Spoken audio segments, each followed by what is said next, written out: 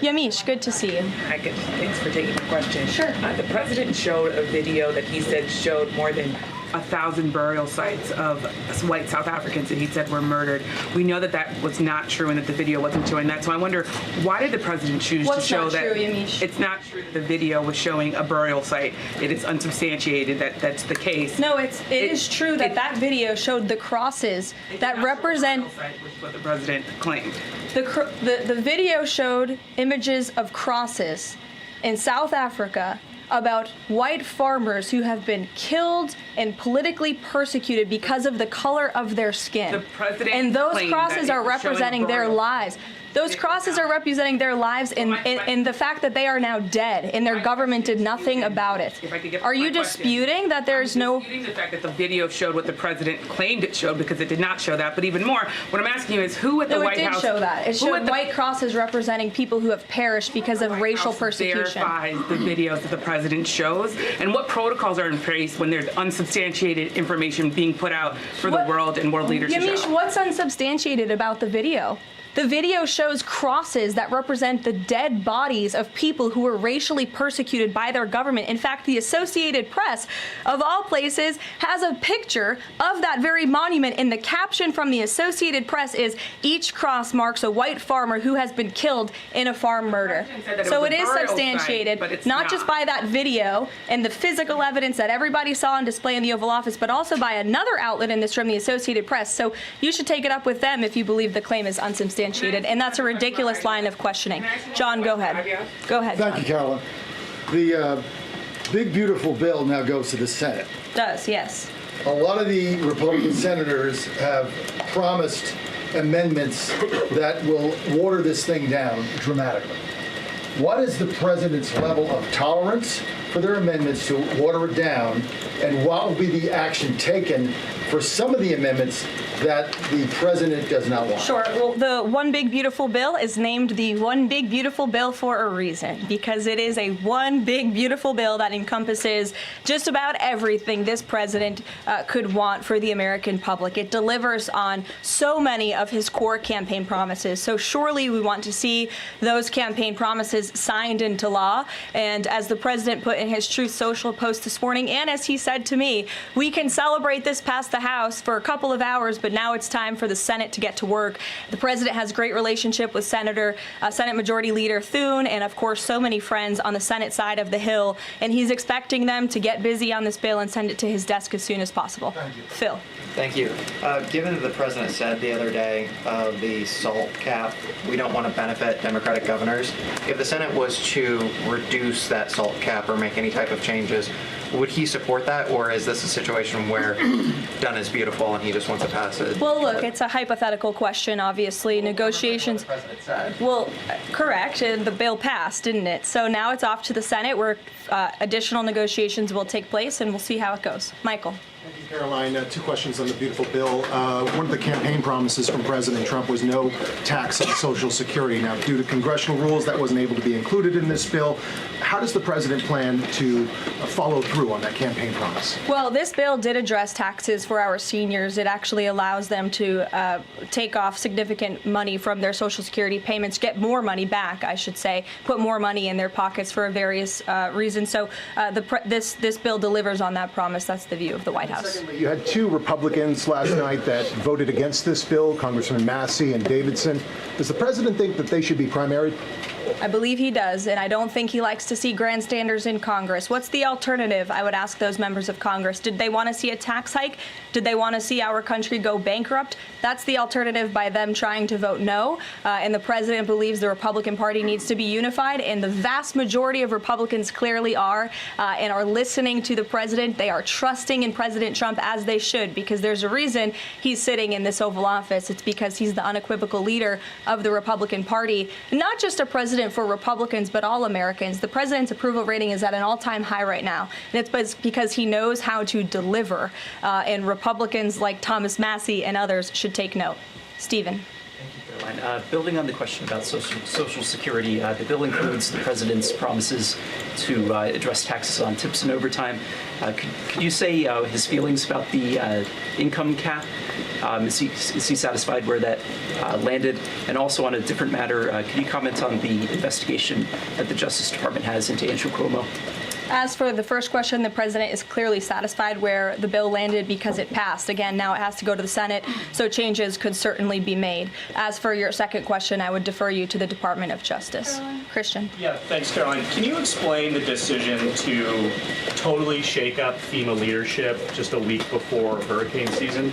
You'd have to ask the Department of Homeland Security in terms of leadership, but certainly the administration, and I know the National Security Council here at the White House is monitoring storms and natural disasters that are happening across the country at all times. We're briefed on those. The administration is briefed on those, and Secretary Noem is leading that effort for sure. Just switching gears, Caroline. Just following up on Warren Davidson, I wanted to read you his quote that he posted online. While I love many things in the bill, promising someone else will cut spending in the future does not cut spending. Deficits do matter, and this bill grows them. Why should that get a Republican primary? This bill saves $1.6 trillion for the American taxpayer. It saves more than any bill that has ever passed Capitol Hill has. In fact, by double. The next bill saved $800 billion. This bill saves $1.6 trillion. So this is a very good bill for the American people, the American taxpayer. And I believe, as an outlet put it with a headline this morning, it might have been Politico actually, they wrote that the American people are going to be flush with cash when this thing is signed into law. And that's a good thing for American taxpayers. Sure, go ahead. Caroline, what is the president doing to win Senate passage by July 4th? And does that include work to eliminate carried interest and make business tax cuts permanent? Where is he on those issues? Well, look, this bill literally just passed the House of Representatives. So now our team is suiting up for discussions with the Senate side of Capitol Hill. The president, again, said this morning he hopes to see this bill at his desk as soon as possible, and he'll be engaged in the process to get it through the Senate, just like he was to get it through the House of Representatives. What kind of assurances did he give the Freedom Caucus members to kind of ensure that this would get through last night? Was changes to Fannie Mae and Freddie Mac part of that equation, changes administratively to Medicaid as well? Well, I was in that meeting yesterday with the president and House Freedom Caucus, and he told them how he wants to be a cheerleader for them, a cheerleader for the Republican Party, and for the country. And Republicans faced a pivotal moment yesterday. They could have voted to bankrupt the country and increase taxes by $4 trillion, or they could vote for this one big, beautiful bill, which cuts taxes and saves American taxpayers money. And he put that proposition before them, and clearly they heeded the call because the bill passed last night. Sure. Caroline, so on the... Or this morning, rather. Every day is going into the next. Go ahead. The Netanyahu call, just curious, did the president raise the flow of aid into Gaza? Is he happy with where that situation is right now? Not to my knowledge, but I can certainly go back and check. And did you have any reaction to the Supreme Court's ruling about the religious charter school today, as well as Justice Coney Barrett's decision to recuse herself? We'll get you an answer on that case, specifically. Sure. You mentioned the president has a good relationship with Leader Thune. Has he talked to him specifically about the plan to get this through the Senate? Does he plan, or is he going to reach out to Republicans who have voiced concerns? Not to my knowledge. Has he spoken to Leader Thune this morning? He very well could have. I just wasn't briefed on that call. We can go back and check for you. The president did speak to Prime Minister Netanyahu this morning. He also had a call with President Sheinbaum this morning. He was receiving his intelligence briefing. He's been very busy all morning. But again, he certainly intends to remain active and engaged in these negotiations with the United States Senate to get this bill done. And just following up on the dinner tonight, you mentioned this is not a White House dinner, but the president is always the president, and the Trump family is making money off of this. So can you just explain, how is this not the president using the office to enrich himself? All of the president's assets are in a blind trust, which is managed by his children, and I would argue one of the many reasons that the American people reelected this president back to this office is because he was a very successful businessman before giving it up to publicly serve our country. Reagan. Thanks, Caroline. Last week, the president told Brett Baer that he trusts his people, but thinks that the official narrative on his assassination attempts are, quote, a little bit odd. FBI Deputy Director Dan Bongino said days later that there's no conspiracy to find, and as he put it, quote, the there that you're looking for is not there. My question is the president personally satisfied with the investigations into the attempts on his life? And does he agree with Deputy FBI Director, or does he think there's more to it? Well, in the lead up to your question, you answered your own question with the president's own words, and I'll leave it at that. Sure, go ahead, Haley. Thank you, Caroline. Haley, go ahead. Oh, thanks. I wanted to follow up on his call with Prime Minister Netanyahu in his effort to deal with Iran. Does he feel like he has the Prime Minister's support in this effort at this point, or did the Prime Minister raise concerns to him in this conversation?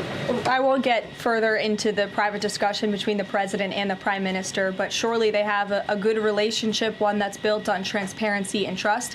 And the president has made it very clear to not just Prime Minister Netanyahu, but also the world that he wants to see a deal with Iran struck if one can be struck. He does not want to have to take the latter option, the more severe and negative option. He wants to see a deal. The president is a deal maker, and he believes strongly in diplomacy, and he's made that clear to the prime minister, but also to all of you and, frankly, the rest of the world. Mary. Thank you, Caroline.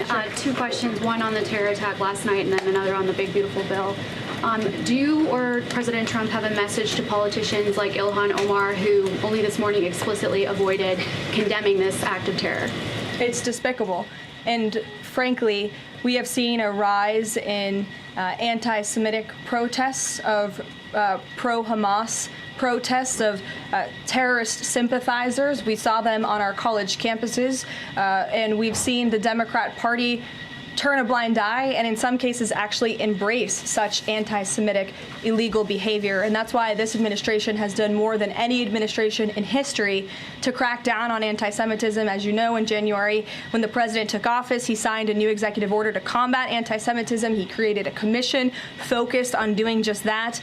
The Justice Department announced their task force as well. The Secretary of State, Marco Rubio, has revoked thousands of student visas from campuses where these pro-Hamas terrorist campus agitators and violent protests took place. And we've also withheld funding from those very campuses as well in an effort to combat anti-Semitism. So the president's made it very clear that such hatred will have no place in our country. Thank you. And then on the big, beautiful bill, I know there's a provision that the House included that defunds Planned Parenthood, not only because of the fact that it's the nation's largest abortion provider, but also because it's, I think, the biggest distributor of transgender hormones right now, even to minors, according to Live Action. So is the president committed to making sure that provision stays in the Senate? The president has maintained a very clear commitment to ensuring that this administration and the American people's tax dollars are not funding any institution. That includes hospital systems that are funding the chemical castration and mutilation of children. We're not going to tolerate taxpayer dollars going to such efforts. Sure.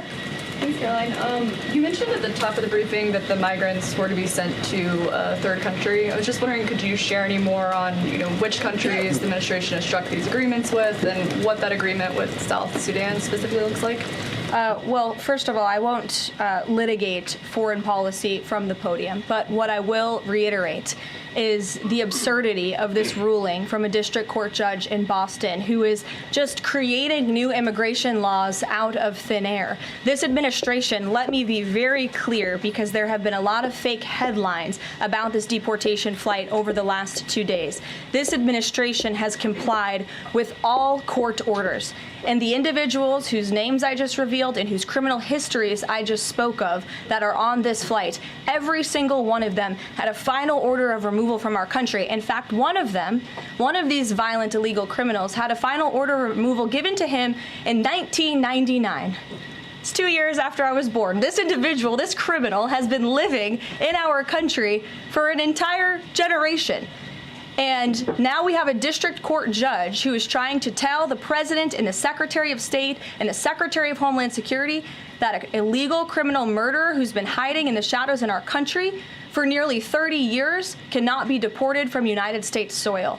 That not only is undermining our entire immigration system, but it is also undermining our diplomatic negotiations with countries around the world.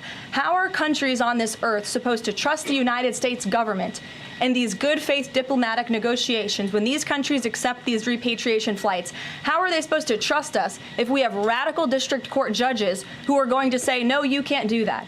And now these illegal criminal murderers and rapists have to sit in Djibouti With our ICE agents who now have to sit there for more than 2 weeks without the proper resources, this judge is not only undermining our immigration system, undermining our foreign policy and our national security, but this judge is undermining the safety of the ICE agents who are putting their lives on the line to remove this list of illegal criminal terrorists. It's truly despicable what's happening in our court system, and the president and this administration hope that the Supreme Court will do what it needs to do to rein in these liberal activist judges. And the Supreme Court has already said it is well within the president's purview to dictate foreign policy, and a radical district court judge should not be getting in the way of that. We'll see you all later at the Maha event. Thank you. Hey everyone, I'm Emily Campagno. Catch me and my co-hosts Harris Faulkner and Kaylee McEnany on Outnumbered every weekday at 12 p.m. Eastern, or set your DVR. Also, don't forget to subscribe to the Fox News YouTube page for daily highlights.